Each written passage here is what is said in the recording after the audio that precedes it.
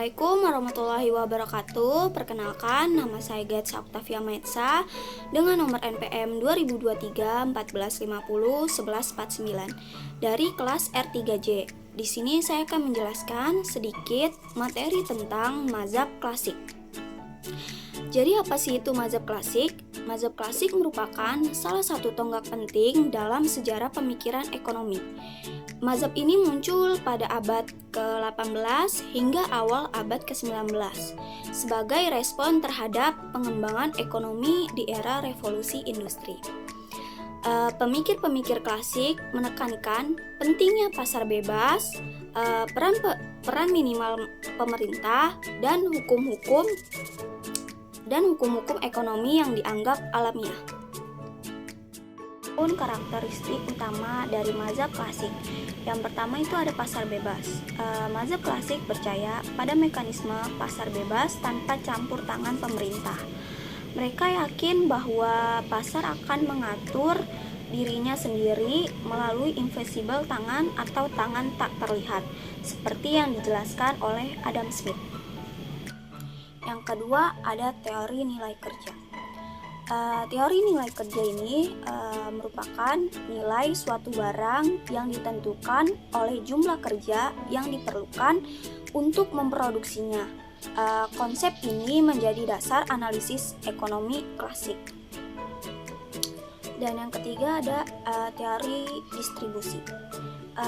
Para ekonom klasik membahas bagaimana pendapatan upah, laba, dan sewa didistribusikan di antara tiga faktor produksi, yaitu tenaga kerja, modal, dan tanah.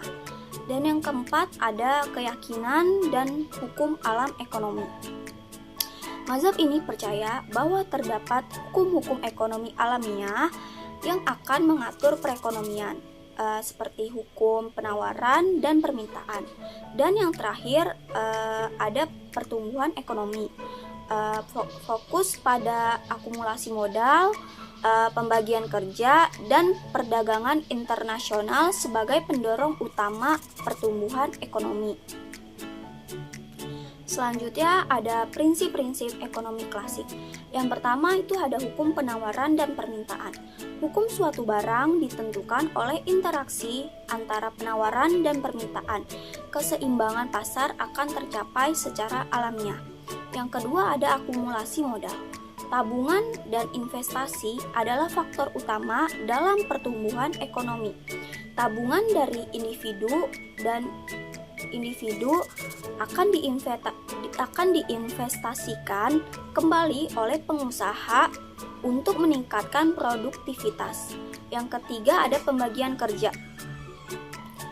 Pembagian kerja ini meningkatkan produktivitas dan efisiensi dengan memanfaatkan spesialisasi. Yang keempat ada teori upah alami. Upah tenaga kerja cenderung berfluktuasi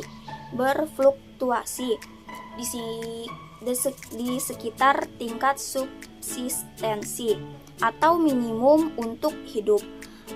Jika upah naik, populasi tenaga kerja akan meningkat sehingga menekankan upah kembali ke tingkat subsistensi.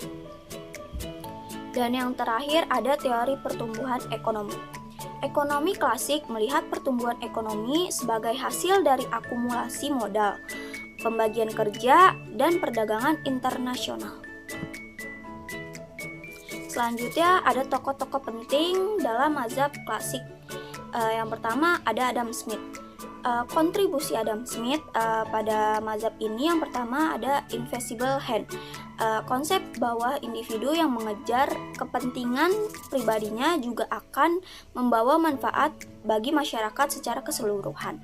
Yang kedua ada pembagian kerja, yaitu meningkatkan produktivitas dan efisiensi melalui spesialisasi.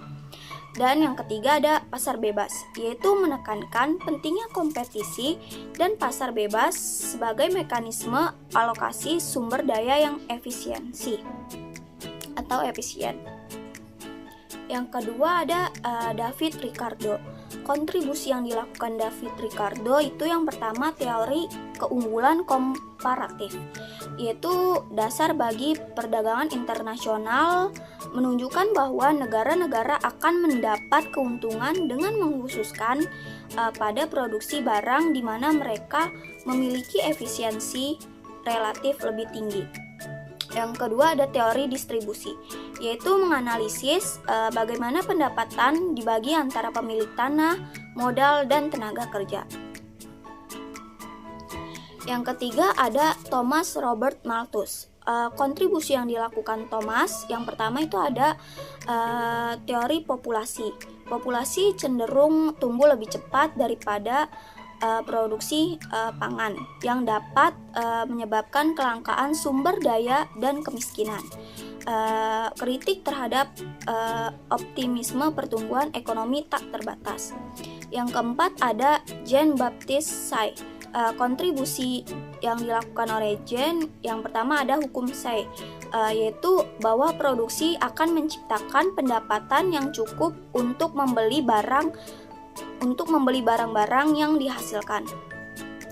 Keyakinan bahwa krisis ekonomi tidak akan bertahan lama jika pasar dibiarkan bebas.